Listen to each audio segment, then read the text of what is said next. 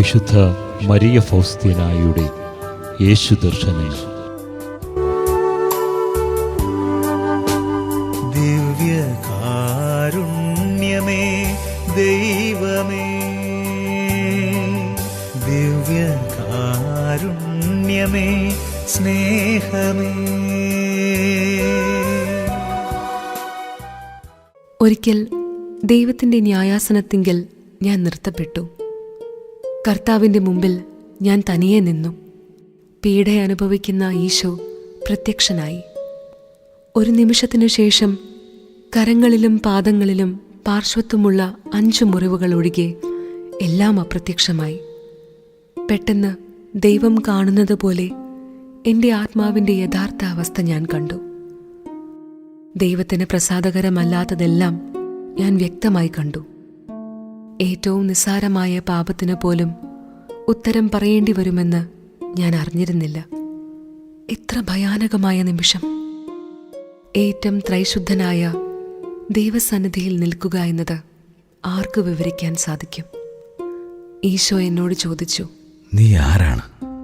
ഞാൻ മറുപടി പറഞ്ഞു, കർത്താവേ, ഞാൻ അവിടുത്തെ ദാസിയാണ്. ശുദ്ധീകരണാഗ്നിയിൽ ഒരു ദിവസം കഴിയാൻ നീ അർഹയാണ്. ഉടനെ തന്നെ ശുദ്ധീകരണാഗ്നിയിൽ എന്നെ തന്നെ സമർപ്പിക്കുവാൻ ഞാൻ ആഗ്രഹിച്ചു. എന്നാൽ ഈശോ എന്നെ തടഞ്ഞുകൊണ്ട് പറഞ്ഞു, ഏതാണ് നീ തിരഞ്ഞെടുക്കുന്നത്? ഒരു ദിവസം ശുദ്ധീകരണ സ്ഥലത്ത് ഇപ്പോൾ സഹിക്കുന്നതോ ഭൂമിയിൽ കുറച്ചുകാലം സഹിക്കുന്നതോ? ഞാൻ പറഞ്ഞു, ഈശോയെ, ശുദ്ധീകരണ സ്ഥലത്ത് സഹിക്കുന്നതിനും ലോകാവസാനം വരെ ഭൂമിയിൽ വലിയ വേദന സഹിക്കുന്നതിനും ഞാൻ തയ്യാറാണ്. ഈശോ പറഞ്ഞു, ഒന്നു മതി. നീ ഭൂമിയിലേക്ക് മടങ്ങിപ്പോകും. അവിടെ നീ വളരെ സഹിക്കേണ്ടി വരും.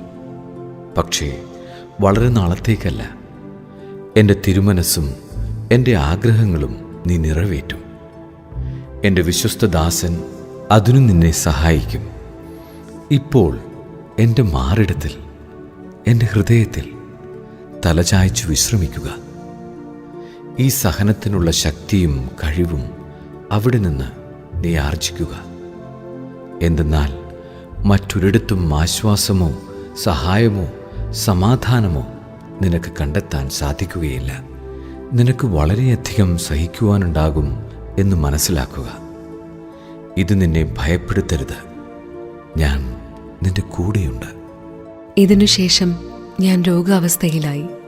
ശാരീരിക ബലക്ഷയം എനിക്ക് ക്ഷമയുടെ ഒരു വിദ്യാലയമായിരുന്നു. എൻ്റെ ചുമതലകൾ നിറവേറ്റാൻ ഞാൻ എത്രമാത്രം ബുദ്ധിമുട്ടുന്നുവെന്ന് ഈശോ മാത്രം അറിഞ്ഞിരുന്നു. ആത്മാവിനെ വിശുദ്ധീകരിക്കുവാൻ ഈശോ തനിക്കിഷ്ടമുള്ള ഉപാധികൾ ഉപയോഗിക്കുന്നു. സൃഷ്ടികളെ സംബന്ധിച്ച് തീർത്തും ഉപേക്ഷിക്കപ്പെട്ട അവസ്ഥയിലൂടെ എൻ്റെ ആത്മാവ് കടന്നുപോയി. എൻ്റെ ഏറ്റവും ആത്മാർത്ഥമായ നിയോഗങ്ങൾ പോലും സിസ്റ്റേഴ്സ് തെറ്റിദ്ധരിച്ചു. ഏറ്റവും വേദനാജനകമായ സഹനം. എന്നാൽ ദൈവം ഇത് അനുവദിക്കുന്നു. ഇതുവഴി നാം കൂടുതൽ ഈശോയെപ്പോലെ ആകുന്നതുകൊണ്ട് നാം ഇത് സ്വീകരിക്കണം.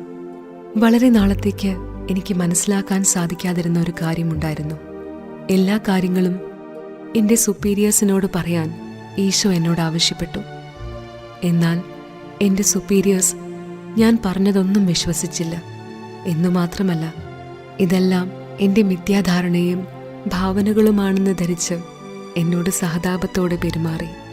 ഇതുമൂലം എല്ലാം മിഥ്യാധാരണയാണെന്ന് വിശ്വസിച്ചുകൊണ്ട് ഈ ദർശനങ്ങളെ ഭയന്ന് ഞാൻ ദൈവത്തെ ആന്തരികമായി ഒഴിവാക്കാൻ തീരുമാനമെടുത്തു.